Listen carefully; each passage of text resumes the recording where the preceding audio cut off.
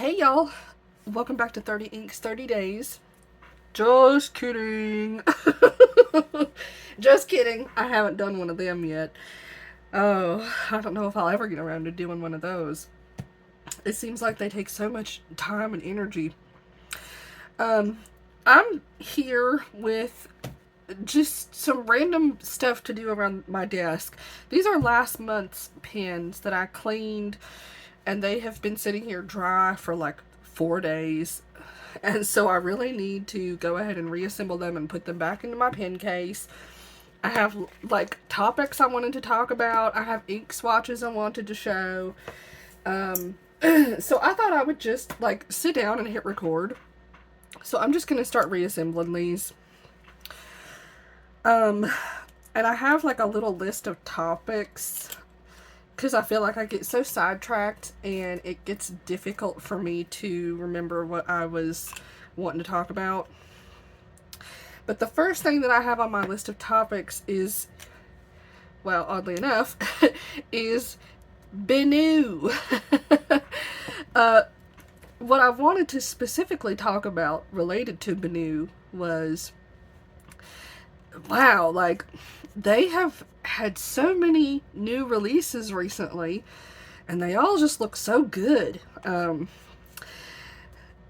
Depending on when you watch this, you could be watching this like 2 years in the future, and these pens are not even popular anymore. But at the current moment, they just released two exclusives, one with Goulet pens and one with Gold Spot, and they're both pink and they look so pretty. And one is called Pink Champagne and one is called Rose Tea. And I really want to see those side by side because they look so pretty. But I feel like the one that I like more is the Rose Tea because it feels a little bit more Barbie, whereas the Pink Champagne feels a little more gold to me. And I think I like the Barbie vibe just a little bit better. Like it edges out for me. And then also there's a new BENU exclusive at, I believe, Pen Boutique. And it's the Talisman model. And it's like a purple and green with a little bit of blue in it. I don't remember what it's called, but I love that one. Oh my gosh. I really, really like that one. I think it is so pretty. So, and BENU is definitely one of my favorite pen brands. I just love their stuff. And I love those Schmidt nibs. They're great. So, you know, I love a fun pen, you know. So, I've been trying to decide, you know, which one of these exclusives I want to get, if any. Have you gotten any of these recent BENU exclusives, and do you plan to? Which ones are catching your eye, or are you resisting? I'm really curious. And I really want to see pictures of those two pink ones next to each other. I feel like that would help me decide a lot. Okay. Pens reassembled. Now I need to put them back into my little pen box here. Look at that. We got a big old bouquet of pens. Here's my pen box. Whoop. Okay. I like to put the most fun, colorful pens on top, so because that's what I'm going to spend the most time looking at. So I think I'll put those there. Let's see. How much room do we have?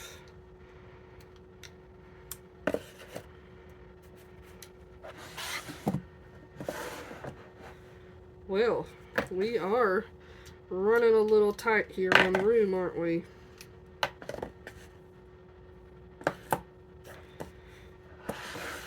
Okay.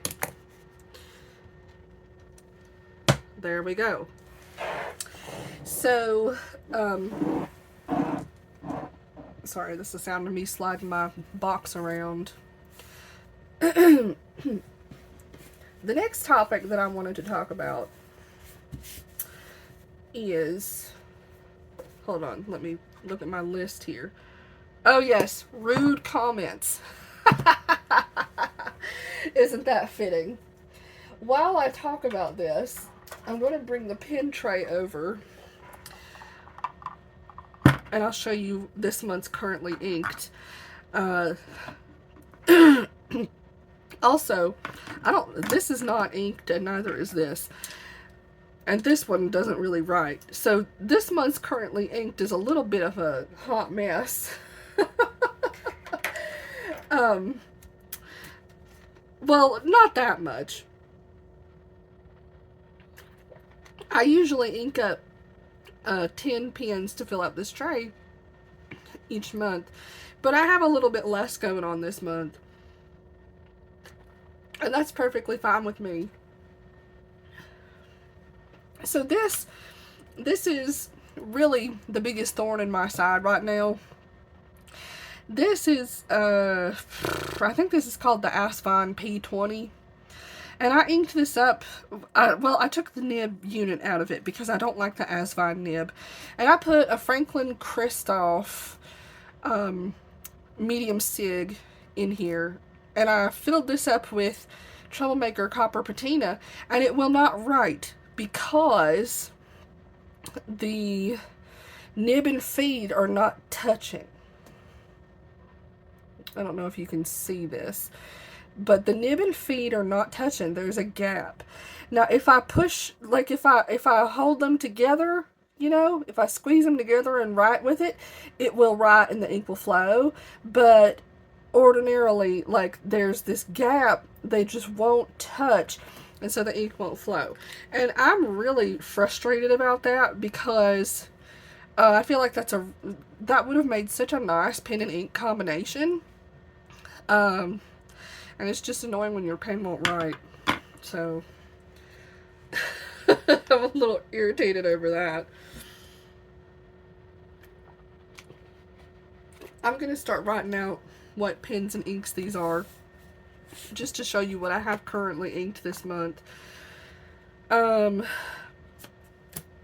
then while I'm doing that, I'm going to talk about rude comments, because there has been, I feel like there's been a fair amount of discussion going around YouTube about rude comments.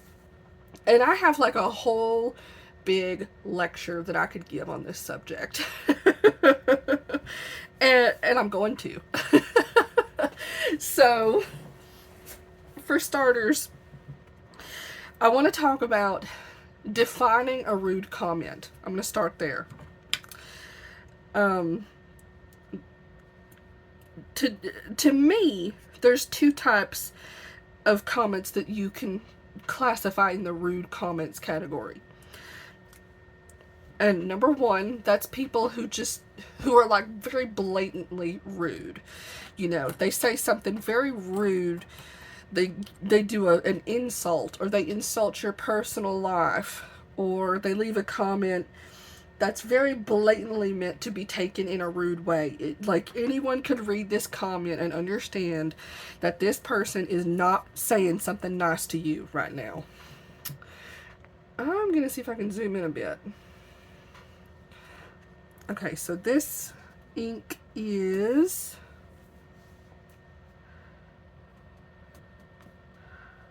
Octopus Fluids. This is the Shining, and it's Phoenix. It looks so different from how I was expecting it to look, but I do like it.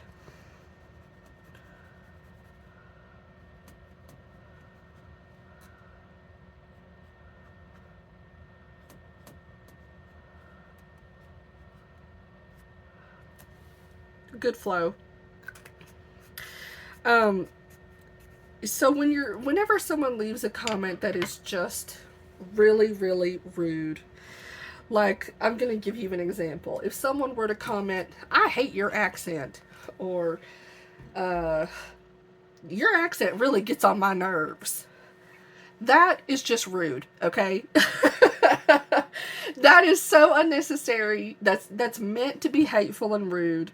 That person is getting a block from me, okay? Because there's no reason for you to come in somebody's comment section and be so rude like that. And then I feel like the other category of rude comments are people who do not necessarily realize that they are being a bit rude.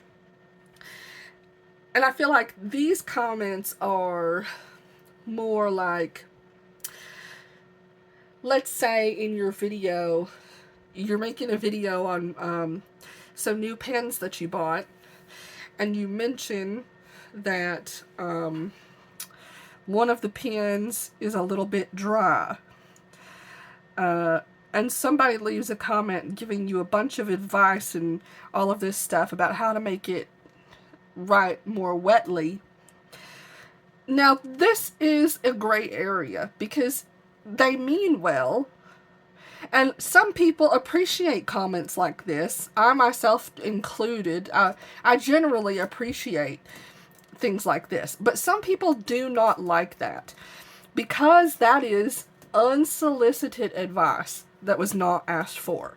Now, it's totally different if in the video, the person making the video is saying, does anyone have any recommendations on how to make this right like this, blah, blah, blah, and so on and so forth.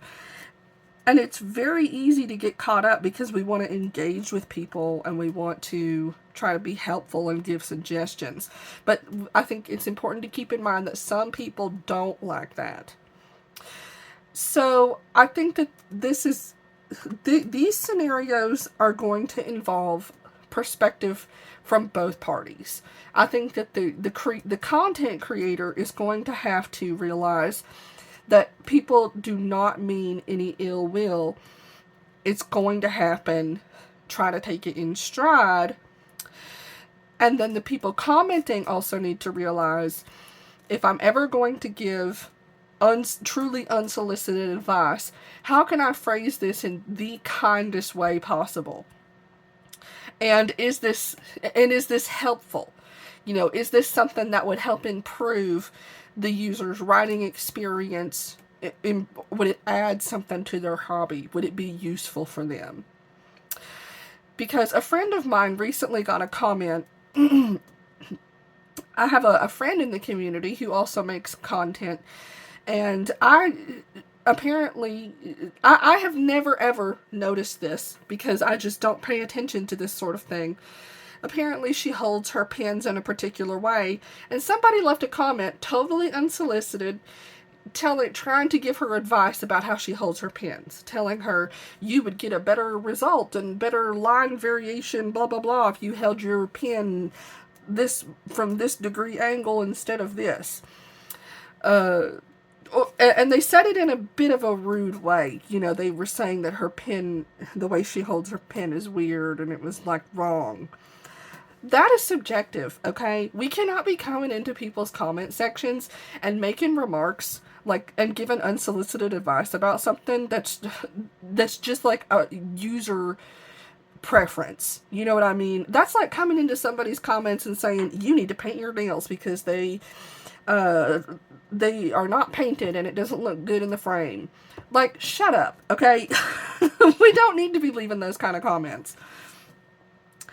Another thing that I wanted to talk about is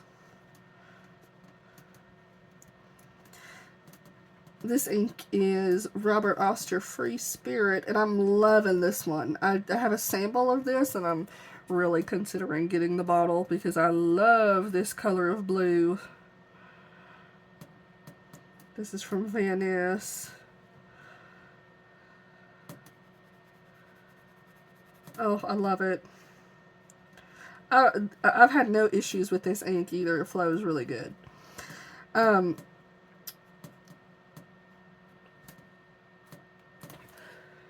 Something that I think that we need to keep in mind is, and this is getting into controversial territory. There are a lot of people who think that the YouTube comment section is a place where free speech exists. And I'm here to tell you, my friends, that that is not true. Okay, first of all, the YouTube comment section is a comment section where you must adhere to the YouTube community guidelines. Okay, first and foremost. And then second, if the person who you're leaving a comment to, if they think you're being rude and they don't like your tone or what have you, they do not have to engage with you. They don't have to reply to you. And they can block you. That's their right. So you should never come into somebody's YouTube comment section thinking that you can say whatever you want, that your opinion is super important and that everyone must know it. Because it's not. It's just not. I'm just here to tell you.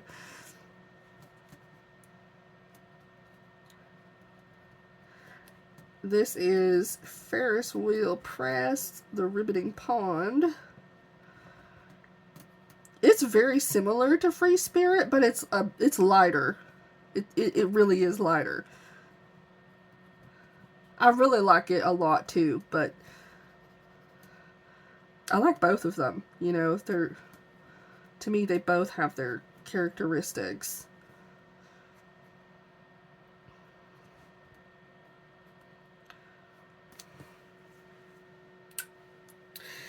Another thing to keep in mind is that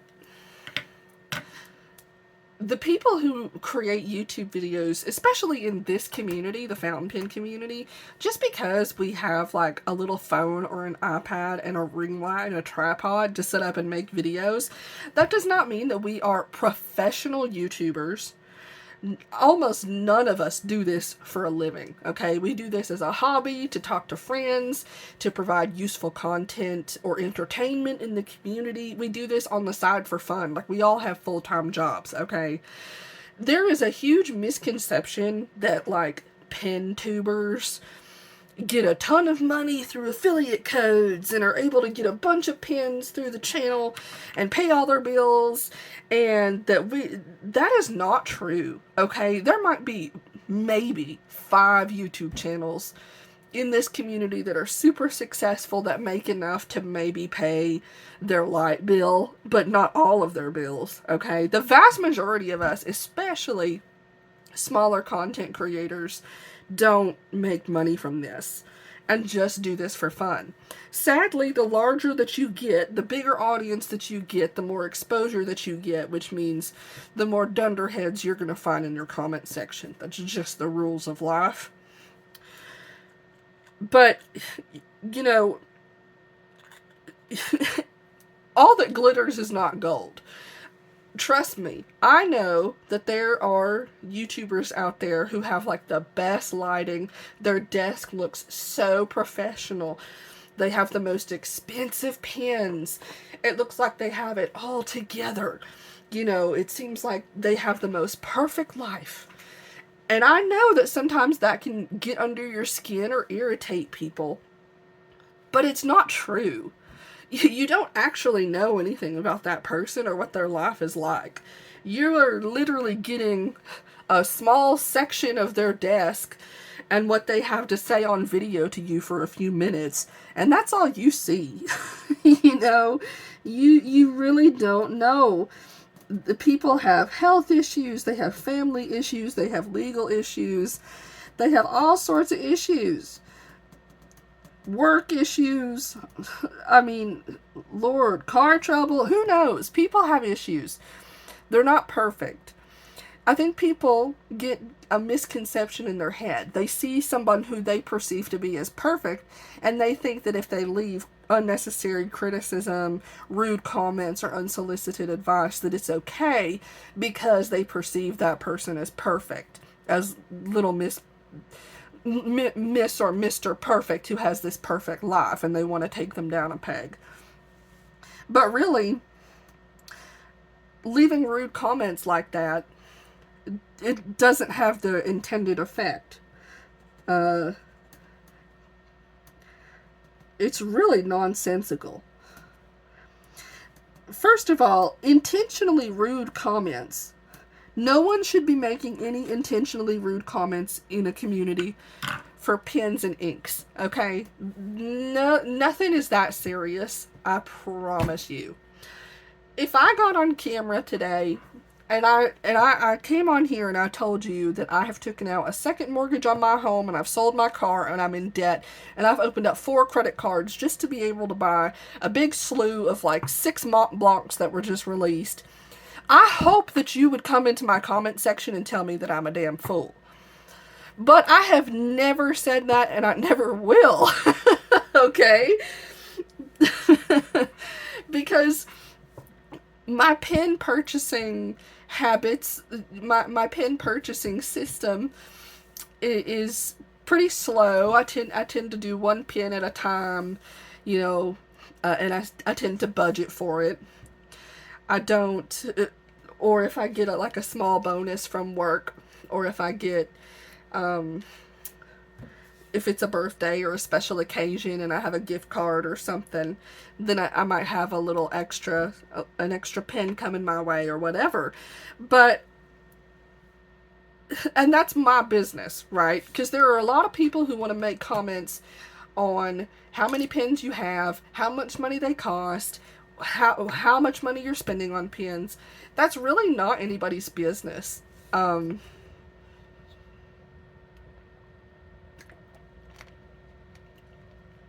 Because they don't know your financial situation. There are people who are here on YouTube that have paid off their house and their car, and they have a lot of disposable income, okay? So you have to think about that. You have to think about how much disposable income you would have if you didn't have a mortgage or a car note. There are people who are retired but still working, and so they're getting, you know, a lot of money from that. There are people who got an inheritance.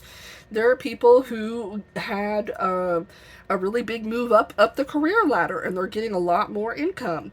There's all sorts of scenarios that factor into how much money someone's able to spend on their hobby. And it's really, really disgusting to come into someone's YouTube comment section and tell them that they're being wasteful, that you don't like how many pens they're purchasing. Those are all your nasty opinions, and you need to keep them to yourself, honestly. You're gonna wind up on someone's block list if you come into someone's comment section talking like that.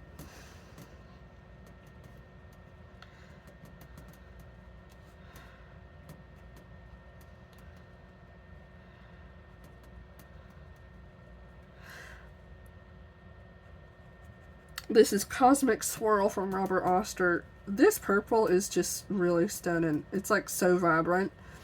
I'm loving it. It's really wet too, in my opinion.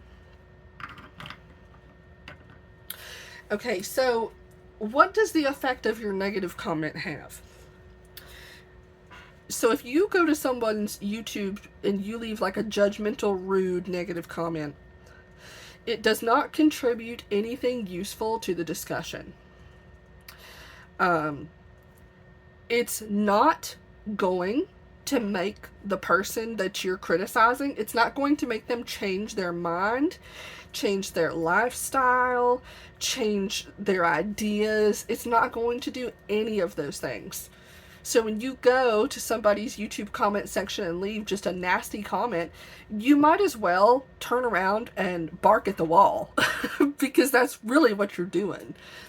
You're just leaving nastiness and spreading nastiness in the community because it makes you feel good. And that's really disturbing, in my opinion.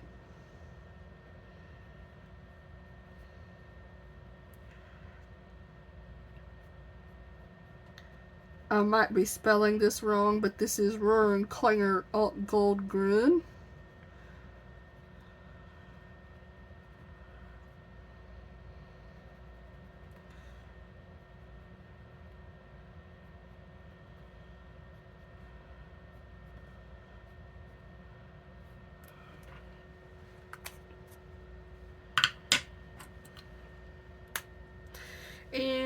I have one more.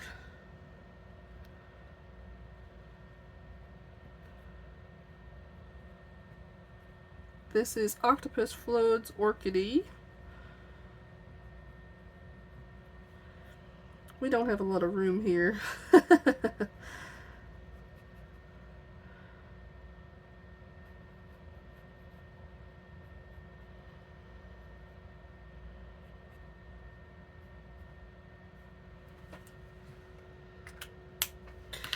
And just for posterity, I will open up this pen and show you how it does not write. As you can see, nothing is coming out at all. Bummer. Okay, so this is what we have currently inked going on this month. Some fun. I'm going to tilt this a little to see if the shimmer will show up on camera. I like these colors and these inks. They're really fun. Okay, the next thing that I want to talk about is ink swatches.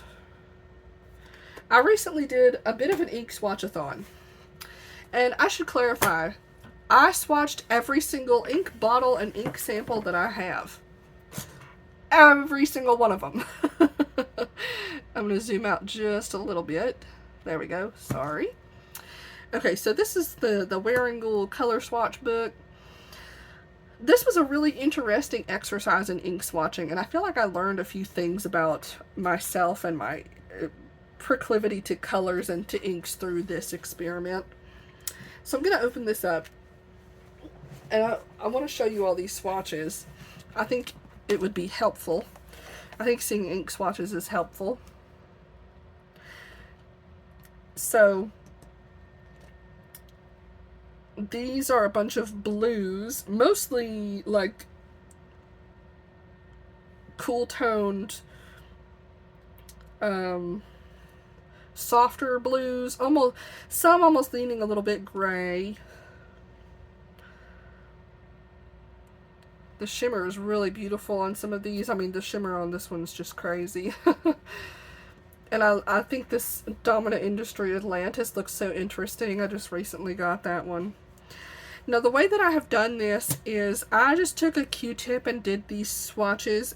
I wrote the name with just like a black gel pen. I did not feel like going through the hassle of taking like a glass dip nib and writing the name of the ink that way. Because I feel like that doesn't give me any useful information. So I just wrote it out in gel pen, and then I wrote a B or an S. The B means that I have a bottle of this, and the S means that I just have a sample of it.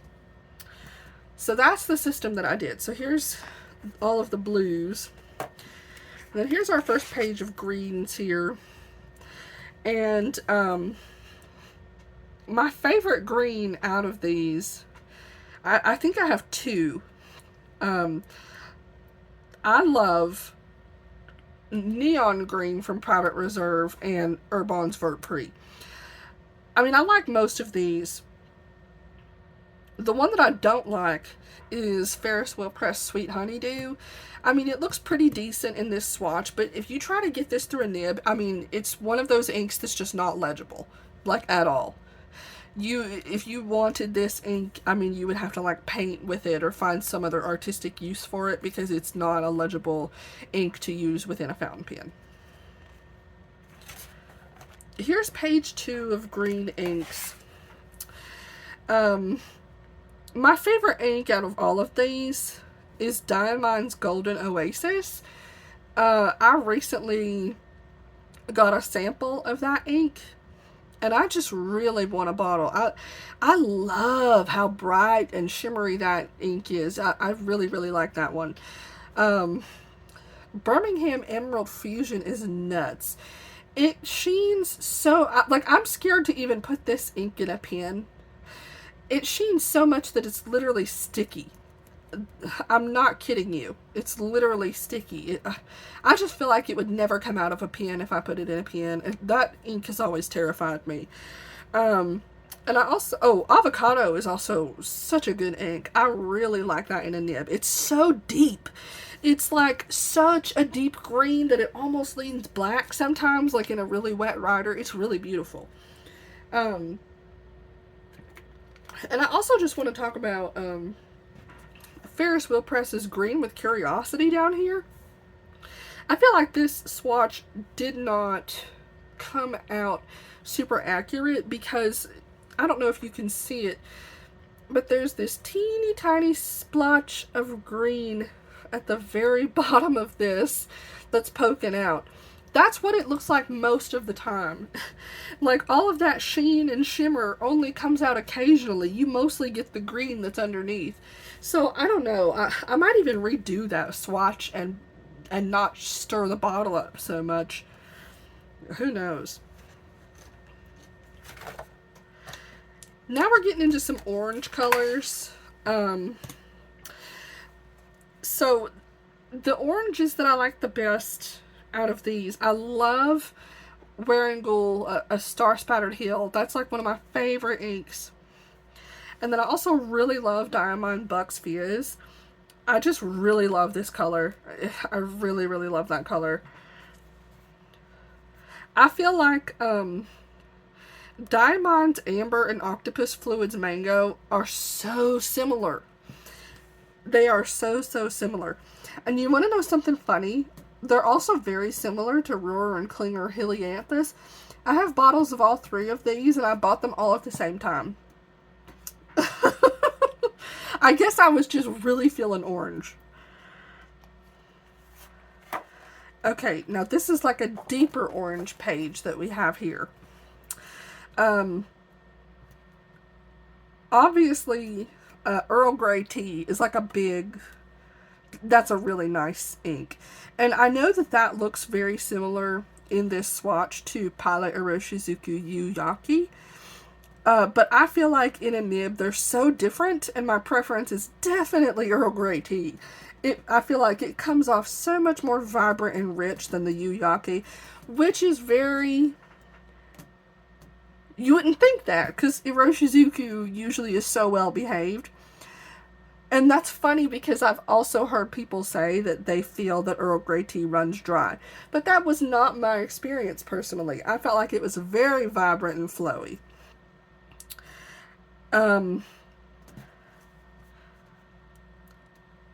Other notable things to mention on here.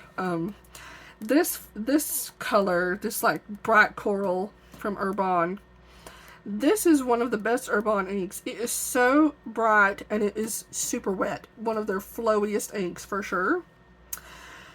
And I have a tiny sample of this. This is the IWI Colors of Nature Spring Equinox. I need to try and write with this again because when I tried to put this in a nib, I wasn't super satisfied. But that was when I first started in the hobby and all I had was a Jinhao. So I need to try to put that in a nib and see how we do with it, because I'm so intrigued by this like almost pink leaning orange. Also, can we just talk about how bright Diamond Pumpkin is? That's another sample that I have not used yet. It just looks so bright. I love that. It's almost neon. Okay, so here we have some pinks. It's so interesting how similar these two Birmingham ink samples are. It's really something else. Colorverse Las Vegas is such a joke. That ink is so barely legible, and it is such a shame because it could have been so fun. Birmingham Carnation is gorgeous. It is such a beautiful feminine pink. I mean, it's soft, but it's so legible. It's not at all faint. And Sailor Manyo Sakura was not vivid enough for me. I felt like it was too light for my preference. Here is our first page of red inks. Van Diemen's Dawn is just such a personal favorite. I just love that ink. It's so interesting and dynamic to me. It's like red, but also hot pink, but also it sheens like a greeny, goldy type of color. I don't know. I just really love that ink. It just has so much going on with it. I really, really love Kaweco's Ruby Red. That is such an affordable ink, and it's very simple, but it's such an excellent color. You know, it doesn't have any sheening, it doesn't have very much shading, and it doesn't have any shimmer. But it's just a no frills. It behaves well. It's a beautiful color. It's so vivid. It's such a vivid color. It's such a great price point for a full bottle. It's so fall. It's lovely. You could use it for Valentine's, writing love letters. I mean, it's just a really beautiful ruby color. I really love that. And then also, I have not tried Ferris Wheel Cabernet on the Lake yet, but this sample is really making me want to because it just looks so pretty. That looks so pretty for fall. Now this page is mostly like super hot pinks. We're getting into Barbie territory here. Diamond Hope Pink is just such a classic. I mean, come on. That's one of their best inks. Definitely one of their best pinks. Maybe their best pink, honestly, in my opinion. I love this. This is like probably my favorite hot pink is Jacques Herbin Fuchsia de Magellan. I love this pink. It has so much going on for me. It has so much like dynamic. I mean, you can see there like it has like this baseline, but when it comes through and really pulls onto the page, you get like this deeper pink with all this shimmer. I just really love that one. And also Monteverde Rose Pink is like so underrated. It has like purple. It's like pink and purple. It's beautiful. It's one of my favorite pinks also. Now we get into purples. And something that I want to say is that this ink swatch project really, really let me know that I have so much purple ink and I don't need any more. Also blue, purple and blue. Now I actually, I want more blue because I feel like I don't have very many mid-tone bright blues or even deep blues. I don't know. I guess I just really love blue and purple. Especially purple because, holy moly.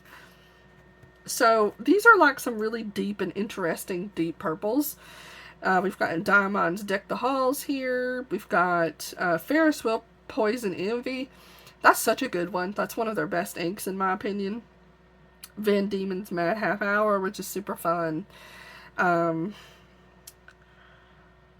Also, this is so underrated as well. Everyone talks about Rohrer and Klinger's Alt Gold Grün, but I don't feel like enough people talk about Solferino because it is such a bright, vivid purple. It's beautiful.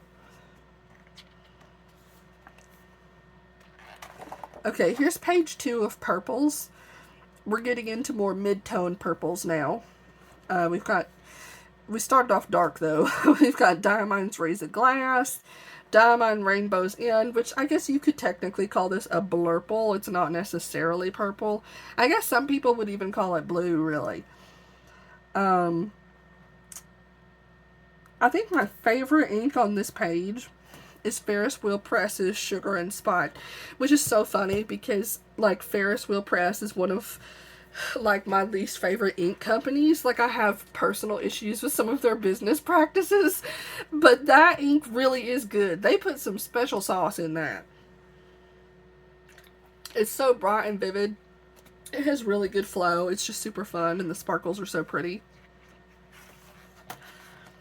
Okay, so here is like some purple leaning blues, or blurples if you will, or even maybe lilac or lavender or whatever. So we've got Robert Oster Cosmic Swirl, which I just love. Out of the 3 on this row, I think it is the most intense, but Murasaki Shikabue is also so awesome. And this one, Media Belair, it is not as dark as it appears on this swatch. It is much fainter. very legible still, but just fainter, you know, not as bright. Same with Diamond Jacaranda. In the writing, it's a fair bit lighter as well. And of course, same with both of these actually. Same with Venta Ink Solemn Bay and Sailor Mano Neko Yanagi. Those are both a lot lighter than the swatch. And then we sort of at the bottom row have some gray purples, or I guess you would call them grurples. I'm just making words up at this point. These are nice. I feel like gray purple is almost like a rabbit hole for me. I could go down it, but I haven't really yet. Here's some more gray purples. Notable colors on this page. First of all, I want to talk about Ferris Wheel Press's Blushing Mushroom. I feel like that is the worst Ferris Wheel Press ink I have ever tried. It is so dry. It's impossible to get that through a nib. It's something else. I really love Colorverse Witch by Starlight, actually. It was a super pleasant surprise. And Wearingle's Inky up here at the top right here is really pretty too, but it's almost illegible. Okay, so now we're getting into some more blue shades. Colorverse Cat is always a classic. That is such a gorgeous ink. I've never had any problems. Also, I think that ooh, should I say this? Maybe I shouldn't say this. I think Wearingle Wayfarer is my favorite ink of all time. There. I said it. I adore this ink. I really do think it might be my favorite. I keep buying samples of this. I need to get the bottle because I just always want to have this color. I keep going back to it. I just think it's unbelievably gorgeous. Birmingham's Guppy is really fun. It looks so similar to Waterman's Inspired Blue, but in a nib, they're so different. Guppy appears just like the swatch, but Waterman Inspired Blue is a lot lighter. Diamine Aqua Blue is also a really good bright blue, if you like bright blues. Venta Ink's Sea and Sky, I think it's also known as Lock Bay. This is such a faint ink. It's very, very faint. You need like a double broad or like a stub nib to see this one, but I think it's really pretty. It's very, very faint on the page though. And Urban's Diabolo Mint, I think it's too light to be legible. Okay, here are some like teal going into green colors here. So, Urban's Emerald de Chivor is really not my favorite teal. It's actually one of my least favorite teals. I feel shocked to say that. It has nothing to do with the performance of it, because it performs really well. I just feel like color-wise, I think I prefer Wayfarer from Wearingle. Also, Troublemaker Copper Patina is so pretty. You know, when I first had inked it up, it was writing so well for me, and it was beautiful, but then I ran into that issue where the nib and feed didn't want to touch. So I'm going to have to put this sample in another pen, because it's just really pretty, and I was really loving it. Okay, here is some, like, browns or, like, green-brown colors.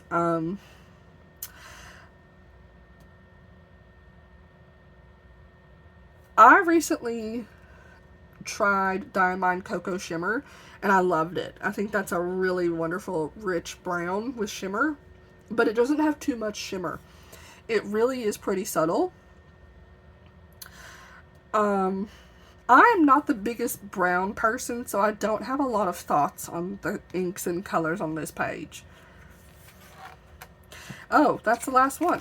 Okay, so those are all of my ink swatches. I counted them, and all in all, there was 132. So I have 132 inks that I had swatched. The vast majority of those are small ink samples.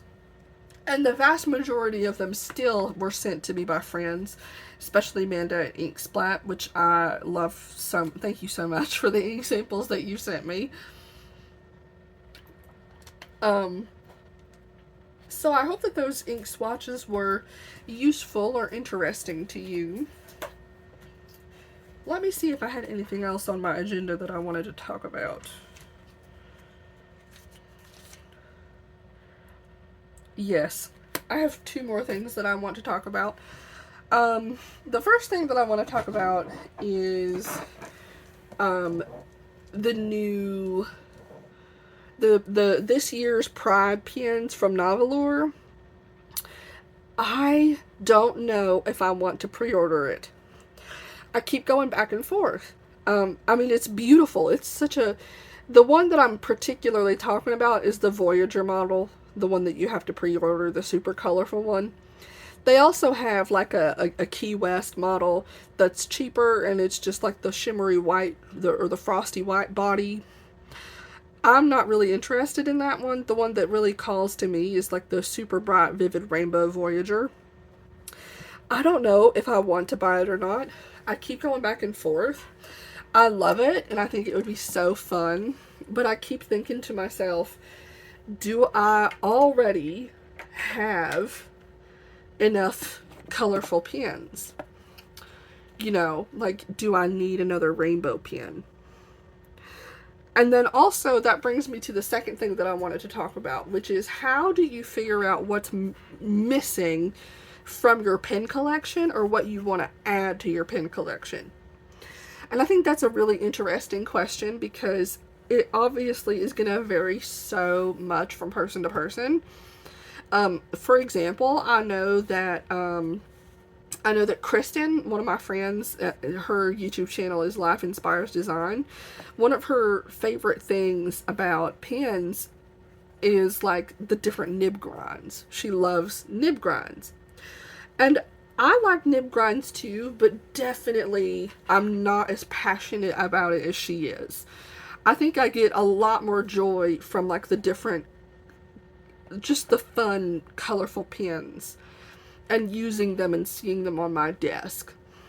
And don't get me wrong, I mean, I do have a few interesting grinds. I've got a couple of architects. I have a couple of like cursive italics and stuff. But, you know, for them, and they're fun, and I find them novelty. But I do find that my own personal preference is that I keep going back to just a simple medium nib. That seems to really be like the sweet spot that has a iron grip on me. I just really love that nib.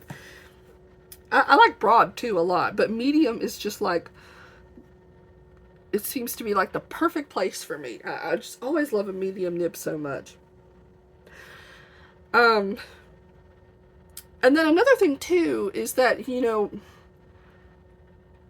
do I want to have a pen of every color in my collection? Like, do I want to have a red pen, an orange pen, a yellow pen, a green pen? Or do I want my collection to be more about multicolor pens? Because I know that so far in my collecting, I have definitely been drawn to pens that are multicolor. I don't know why. I think they just personally catch my eye more. So it definitely raises an interesting question. Like, after you've collected so many pens, I think that sometimes before you make that next purchase, you get to a point where you stop and think, well, what different or unique experience does this offer to my pen collection? You know, is this an interesting nib grind? Is this a brand I don't have any pens from that maybe I would like to add? Or is this a pen that's meaningful and sentimental in some way? Or is this a pen that has an interesting filling system that I don't have yet that I would like to try? Or is this pen from an interesting material that has really spoken to me for some time and that I want to add? You know, these are really interesting questions that I have begun asking myself a bit. I really enjoy, I mean, I use my pens. I use them every single day, of course. But I think that collecting pens also is really fun. That's a really fun part of the hobby. And curating my collection is also really fun. So I think these are sort of like questions that I start to ask myself. And also, I also ask myself, is this a pen that I want because it's going to bring me joy? Or is this a pen that I'm just having like envy over? Like, is this a pen that I wouldn't necessarily enjoy pulling out and using, but it just looks so expensive and luxurious and chic, and oh, it looks so good on the Instagram feed, you know what I mean? I think sometimes it's really easy to fall into like little rabbit holes of, you know, wanting what someone else has, or scrolling Instagram and seeing somebody with like a collection of beautiful green pens and thinking, oh, I want to get a bunch of green pens now because they just look so pretty in that photo, even though green could be your least favorite color. It's basically just like, I guess like putting intention and thought behind what pens are going to bring you the most joy, and being careful not to fall into those rabbit holes of envy or of trying to be flashy or anything like that, because I don't think those are really and truly the things that bring us joy in the hobby. At least not me, you know. To me, it's all about the fun of using the pens and looking at them. Okay, my voice is getting dry, so I shall end this video here. Thank you for hanging out with me. I hope that you have a wonderful day. Bye-bye.